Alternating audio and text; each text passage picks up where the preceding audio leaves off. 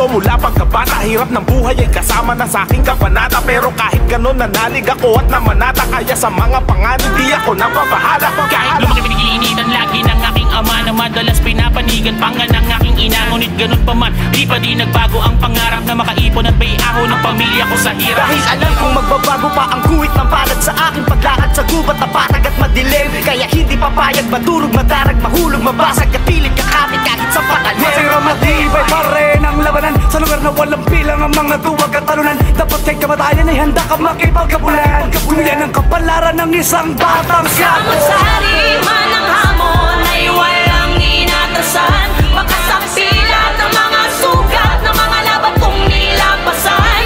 At sa kabila ng mga hirap at masakit ako ay nasanay sa mundong magulot maingay. Matitira lamang ay mga matibay. Mga humarang ay pinakpakan, di lang basta-basta inambahan. Parang kaya handa nga munin ang lumanghalang. Kahit siguro ay kumakalam. Parang kaya Dugo at pawis ang nilaan, para sa pamilya ay nakipagsapalaran.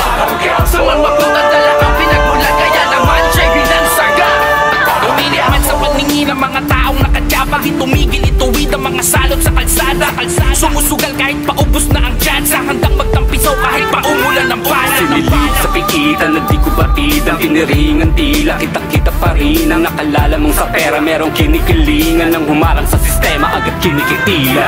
Ngunit subalit na dapat bagamat makasalanan, dinatungkap ang pag-asa na may sa pa at hangganan. At baka ang hinahanap ko na kapayapaan ay nasa loob ng katuparan ng hinahangad kong kalayaan. Pero parang di pa diyang natutuldukan ng mga laban sa aking buhay. Lahat ng may gawan sa play, sabay-sabay lalagay sa hukay. Minsan ay nauumay, sumalakay sa aking back para manatiling buhay. Kinakailangan pumasama. Samang-sari